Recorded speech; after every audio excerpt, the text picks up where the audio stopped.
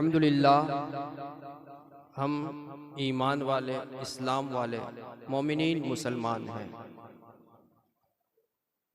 हमारे पास खुदा के फजल से हमारी जो चीज़ें, दस्तावेज़, हमारी जो तारीख, हमारे जो ज्ञान है वो अल्हम्दुलिल्लाह महफूज हैं। कुरान कह लें, हदीस कह लें, सिहाए सित्ता कह लें, जो सारी चीज़ें कह लें, वो इस अंदाज से महफूज है कि उसके अंदर एक हरकत की भी ज़्यादती गवारा नहीं की गई है। ज़रा बराबर वहाँ पर जगह बाकी नहीं रखी गई है कि कोई वहाँ पर जा कर के कोई बात कर सके। हुजूर पाक सल्लल्लाहु ताला अलैहि वसल्लम के बाद हुजूर के फैज़ो फैज़ान से ये सारे आधार, ये सारी जिम्मेदारियां बन जाती है सहाबा इकराम रज़ी अल्लाहु ताला अन्हुम अजमईन की, जिनका बहुत बड़ा एहसान है हम पर कि उन्होंने ये सारी चीज़ें एक एक करके नोट करके दिमागों के अंदर, दिलों के अंदर महफूज करके सारी चीज़ों को, यहाँ तक कि अदाए मुस्तफ़ा को भी किताबों के अंदर महफूज रखा। हमारे दीन के आधार, हमारे दीन की रीढ़ की हड्डी अगर आप कह लें, हमारे दीन का पावर और ताकत अगर कोई है तो वो सहाबा इकराम रज़ी अल्लाहु ताला अन्हुम अजमईन है। अगर हम उन हजरात सहाबा इकराम रज़ी अल्लाहु ताला अन्हुम अजमईन को या उनमें से किसी एक को भी हटा देते हैं तो हमारा मामला बनेगा नहीं, बिगड़ जाएगा। सबूत और दलील के मामलात के अंदर मोहब्बत के मामलात अलग होते हैं, मोहब्बत के मामलात दर्जात अलग होते हैं। अगर कोई औलियाए कामिलीन में से किसी से मोहब्बत करता रहे, उनका नाम जपता रहे, तो उसे कोई मना नहीं कर सकता। सहाबा इकराम रज़ी अल्लाहु ताला अन्हुम अजमईन से मोहब्बत के अंदाज में हजरत बिलाल हबशी को वो अपने अंदर, दिल के अंदर बिठाए और उन्हीं का नाम बोलता पुकारता रहे, मना नहीं किया जाएगा। लेकिन जब बात अकाईद की आ जाए, मामलात अकाईद के आ जाए, बद मजहबों की रविशें शुरू हो जाएं और वो फितना परवरी शुरू करें, तो वहां पर दर्जा बदर्जा नाम लेना जरूरी होता है। वहां पर हकीकतें साबित करनी जरूरी पड़ जाती हैं।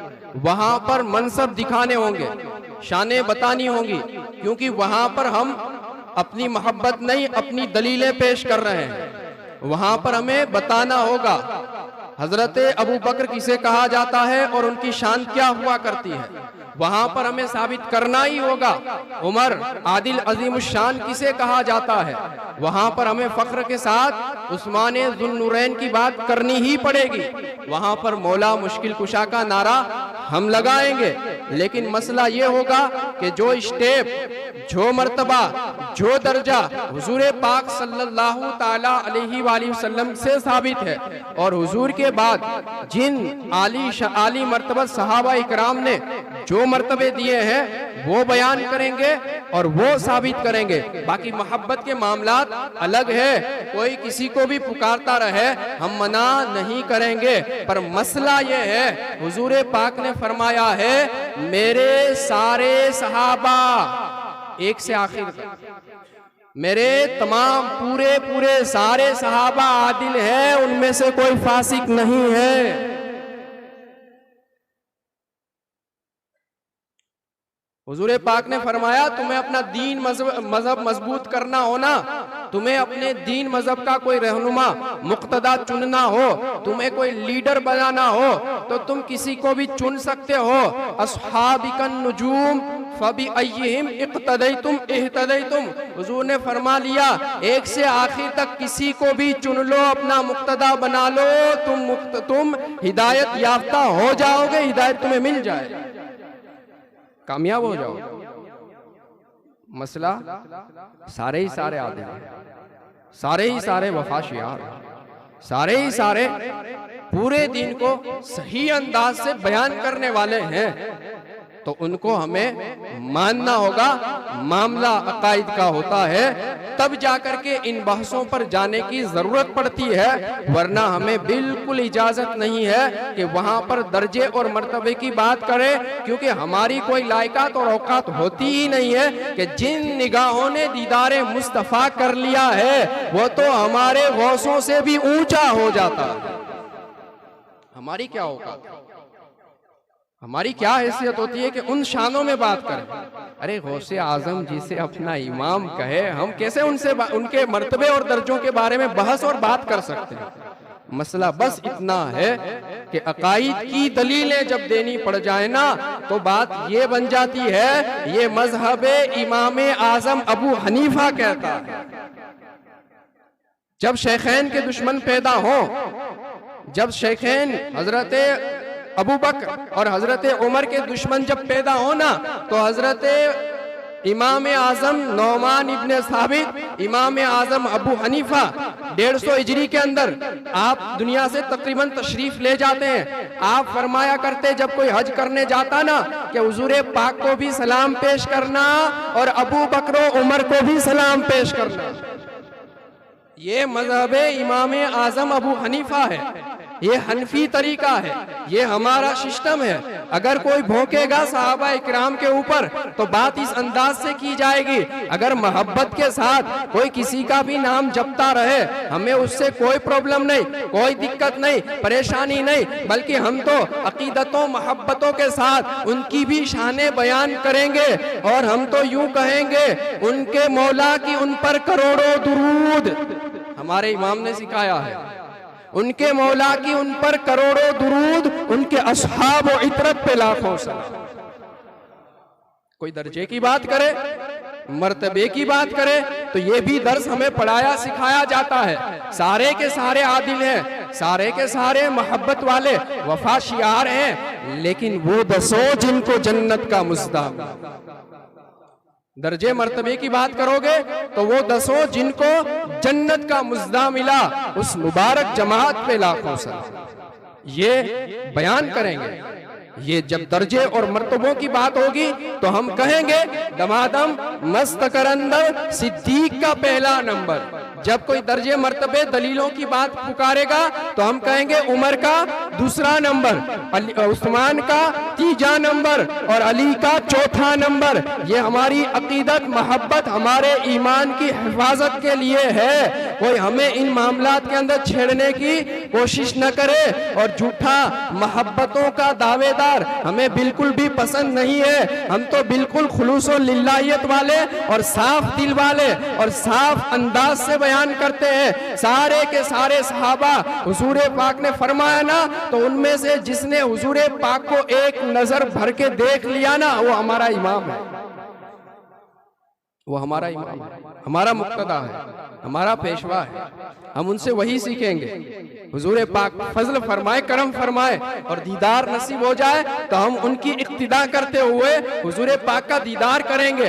हम उनमें मर्तबे और लेवल और नंबर और स्टेप के कायल नहीं, लेकिन बात जब अकायद की आएगी, मामले जब अकायद के हो जाएंगे, फितना परवर लोग मुसलमानों के अंदर सहाबा इकराम की शानों के बारे में भोंकने वाले जब हमारे सामने आएंगे, तो हम बात उस लेवल से करेंगे और इस अंदाज से करेंगे। तब हमारी मोहब्बतों का तकाजा और हो जाएगा कि जिन लोगों ने हम पर एहसान किया है, अपने आप को, अपनी नस्लों को, अपने सारे कुछ सारे माल औलाद को दीन मजहब की खातिर कुर्बान किया है, तू दीन मजहब के नाम पर चर खाने वाला उन पर भोग कैसे सकता है? देखिए, इतनी बातें सुनने के बाद आज क्या है? 16 ज़िलहिज्जा, कल है 17, परसों आएगी 18। मार्केट के अंदर आप देखेंगे तबीयत के खबीस लोग, दीन मजहब के दुश्मन, गद्दार, जिन लोगों को सहाबा से बड़ी तकलीफ है, अपने स्टेटस पर लगाएंगे ईद गदीर मुबारक। मसला छेड़ेंगे और लोगों को जताएंगे, बताएंगे कि हमें मौला मुश्किल कुशा अली उल मुर्तजा से मोहब्बत है। इसलिए हम ईद गदीर मनाते हैं। 18 जिलहिज्जा। तारीख पूछो, किताबें पूछो, सबूत पूछो तो कोई भी किसी भी किताब का कोई भी पेज उठा करके आपको दे देंगे सबूत है नहीं, सबूत है नहीं, बिल्कुल जरा भी। अरे भाई, जिसे चेहरे पर दाढ़ी रखने का मसला पता ना हो, शरीर पर कपड़ा पहनने का मसला पता ना हो, मौसम 3 आते हैं, तीनों मौसम के अंदर धुलने के 3 तरीके उलमाए किराम बेटे आप पूछे, तो जिसे ये तरीका भी पता ना हो कि दूल्हा कब कैसे जाता है, अब वो हमें समझाए दीन मजहब के अंदर क्या हुआ करता है और क्या नहीं हुआ करता, और ये कहे कि मौला मुश्किल कुशा को गदीर खुम के मौके पर हुजूर पाक ने ये कहा था, मन कुन्तु मौला फ़अलियुन मौला, तो हम उसे समझाएंगे, सिखाएंगे। बेअत रिजवान का मसला भी बता, जरा उस वक्त क्या कहा गया था और कैसे कहा गया था, क्यों कहा गया था। पूरी सहाबा इकराम की टीम को हुजूर पाक ने जमा करके बेअत ली थी कि अगर उस्मान शहीद कर दिए गए हैं तो फिर मक्का वालों की खैर नहीं है। क्या मेरे सहाबा आप इस मामले में मेरा साथ दोगे? तो एक एक ने हुजूर पाक के हाथ पर बेअत करके कहा था, हाँ हुजूर, अगर जान देने की बात आ गई तो जान दे देंगे हम आपके साथ। ये मसला भी बयान करें, बताएं लोगों को, ये भी सुने गदीर खुम के मौके पर हुआ क्या था। यमन से हजरत मौला मुश्किल कुशा, ये मेरी पूरी तकरीर डिटेल के साथ यूट्यूब के अंदर पड़ी है, आप उसके अंदर ले लेंगे, सुन लेंगे। यमन के अंदर हजरत मौला मुश्किल कुशा गए थे, वहां पर माले गनीमत के मामलात हुए थे, तो चंद एक सहाबा इकराम थे जिनके दिल में कुछ बातें हजरत अली के खिलाफ आ गई थी। होता है भाई, इंसान है, इंसान बड़ी मोहब्बतों के साथ निकाह का रिश्ता जुड़ता है ना, लेकिन वही 5-6 महीने के बाद या 5-6 दिन के बाद कुछ मामला हो जाते हैं, रंजिशें हो जाती हैं, दुख हो जाता है। सहाबा इकराम इंसान तो हैं और वो उनके दरमियान जो कुछ हो रहा है ना, वो हमारे सीख के लिए है, उनके अंदर होना जरूरी है ताकि हम सीखें कि क्या होना है और कैसे मामलात को हैंडल करना है। तो वहां पर कुछ मामलात बन गए, ये मामलात हुजूर पाक की बारगाह में आकर के शिकायत का रूप धारण करते हैं, हुजूर पाक की बारगाह में पेश किए जाते हैं। अब मामला है हुजूर पाक की जाहिरी हयात, आखिरी हज, हज्जतुल विदा जिसे कहा जाता था, और हिजरी सन 11 की बात, तकरीबन हिजरी सन 11 की बात है। हुजूर पाक मदीना तय्यबा की तरफ तशरीफ ले जा रहे हैं, बस हुजूर जिलहिज्जा है, फिर क्या होना है, मुहर्रम आना है, सफर, रबीउन नूर आ जाएगा, तो हुजूर पाक की हयात ज़ाहिरी हयात पाक के बस चंद माह रह गए हैं। और उस वक्त अगर हुजूर पाक इन बातों को खोले ना, उनको साफ ना करें, तो सहाबा इकराम के दरमियान ये मामलात बढ़ सकते थे, साफ करना जरूरी था। और उस वक्त हज्जतुल विदा के मौके पर काफी सारे सहाबा इकराम, तकरीबन बयान किया गया है 1.25 लाख सहाबा इकराम हुजूर पाक के साथ हज के मौके पर मौजूद थे। और ये जो गदीर खुम का जो ये लोकेशन है, वो ऐसा लोकेशन था जहां से तमाम को अलग होना था, जो जहां से आया था वहां चला जाता। ये हुजूर पाक से मिलने का एक ऐसा स्टेप था जहां पर सब मुलाकात कर सकते थे, वरना तमाम लोगों के वहां से एरिया अलग, जगह अलग, हर किसी को अपनी अपनी जगह पर जाना था। तो वहां पर हुजूर पाक सल्लल्लाहु ताला अलैहि वसल्लम ने इस रंजिश को खत्म करने के लिए, ये जो अंदर दुश्मनी थोड़ी सी आ गई थी, उसको खत्म करने के लिए हजरत हुजूर पाक सल्लल्लाहु ताला अलैहि वसल्लम ने मौला मुश्किल कुशा का हाथ पकड़ करके कहा, जिसका मैं दोस्त हूँ, जिसका मैं मददगार हूँ, उसका दोस्त अली है, उसका मददगार अली भी है। ये बात अब उसको लेकर के ईद गदीर आप मनाओगे, तो हम कहते हैं आओ ईद रिजवान भी मना लेते हैं, आ जाइए आप मनाएं। मौला मुश्किल कुशा की शान है, बड़ा मर्तबा है, अहले बैत के अंदर से उस्मान ज़ुन्नुरैन का मर्तबा आप बयान करें, कहां से आते हैं हजरत उस्मान ज़ुन्नुरैन? उस्मान को ज़ुन्नुरैन क्यों कहा जाता है? अहले बैत का मतलब होता है घर वाले, फैमिली वाले, कुटुंब वाले। आपके घर शादी होगी, आप किस किस को बुलाएंगे? किस किस को बुलाएंगे? आप अपनों को, अपने बच्चों को, अपने भाइयों के बच्चों को, अपनी बेटी को, अपनी बेटी के शोहर को, उनके बच्चों को साथ में शामिल करेंगे। तो मौला मुश्किल कुशा हुजूर पाक सल्लल्लाहु ताला अलैहि वसल्लम के दामाद हैं। तो उस्मान ज़ुन्नुरैन कौन है और क्या कहा जाता है? सुनो, हुजूर पाक ने कहा, उस्मान अगर मेरी 10 बेटियां होती तो यके बाद दिगरे, एक के बाद दूसरी तेरी निकाह में मैं दे देता, क्योंकि मैं तुझसे राजी हूं। करें मर्तबा बयान। क्यों आप खिलवाड़ करते हैं मजहब के साथ? किसे धोखा देना चाहते हैं और क्या समझाना चाहते हैं? ये ना सिखाया जाए कि दीन मजहब के अंदर किसने क्या किया क्या नहीं किया। हुजूर पाक ने रोक लगा दी, मना कर दिया, वहां से बस फतवा जहां आ जाता है वहां पर हम खामोश, क्योंकि हम अपने इल्म के दावेदार नहीं। हम अपने आप को यही कहते हैं, हमसे जो ऊंचा है उससे कबूल करने वाले हैं, और जो हमसे नीचा है, सीखने वाला है, उसे सिखाने वाले हैं। तो मसला ये है कि लोग आधी अधूरी बात को लेकर के पब्लिक के अंदर, जो दीन मजहब से थोड़े दूर है ना, उनके अंदर शुकूक और शिबहात पैदा करते हैं, उनको डाउटफुल सिस्टम के अंदर फिट कर देते हैं। बेचारा यूं ही अधूरा था जो अपने फराइज मुकम्मल न कर पाया था। आज अगर उनको, इन लोगों को उन मामलात के अंदर जिसके अंदर बोलने से भी मना किया गया है, अगर इसे बोलने वाला बना दिया गया तो वो मिनहाजी सिस्टम और तरीके के मुताबिक फिर दीन से ऐसा दूर हो जाएगा जो हजारों किताबों को अपने मुंह और जुबान पर बोलने वाला ताहिर मिनहाजी, जो लोगों के अकायद खराब करता है और पब्लिक को बेलगाम कर दिया है, इस नादान ने लोगों को सिखाया है माअज़ अल्लाह कैसे भोंका जाता है। हजरत अमीर शाम के ऊपर, हजरत अमीर मुआविया के ऊपर कैसे भोंका जाता है, हजरत अबू सुफियान के ऊपर गर्ज की इसने तरह तरह से लोगों के दरमियान ऐसे ऐसे शोशे छोड़े कि बेचारी भोली भाली पब्लिक इन मामलात के अंदर घिर करके रह गई। नतीजा नहीं निकाल पाएंगे, बिल्कुल नहीं। वरना असल मसला ये है, 18 ज़िलहिज्जा यौम शहादत हजरत उस्मान है।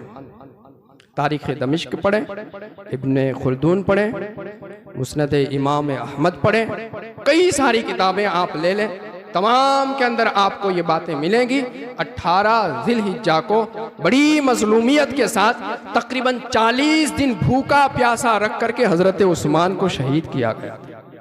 अब यहाँ पर एतराज़ और लाएंगे वो, तो उस वक्त सहाबा इकराम कहाँ थे, जिम्मेदारी किसकी थी, उस वक्त किसी ने मुकाबला बलवाइयों का क्यों नहीं किया, वहाँ पर जंग हो जानी चाहिए थी।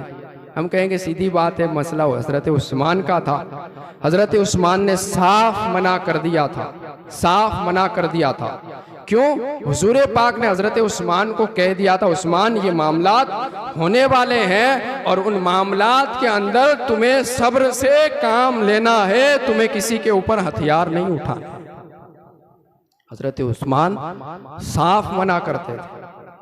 कई सारी सहाबा की टीमें, सहाबा की तरफ से डेलीगेशन, ऑथोराइज टीमें गई, समझाए, हजरत उस्मान से कहा हजरत इजाजत दें, ये कौन होते हैं और क्या होते हैं? कहा नहीं, मेरे नबी ने फरमाया मदीना तय्यबा शान वाली, शौकत वाली, कद्र वाली जमीन है, इस पर अगर कोई फितना फैलाएगा, शर अंगेजी करेगा, मदीने पाक के अंदर कोई झगड़ा फसाद करेगा, तो उस पर अल्लाह की, रसूलुल्लाह की और तमाम फरिश्तों की लानत है। उस्मान कहते हैं मुझे शहादत तो कबूल है, लेकिन ये नहीं कबूल है मुझे।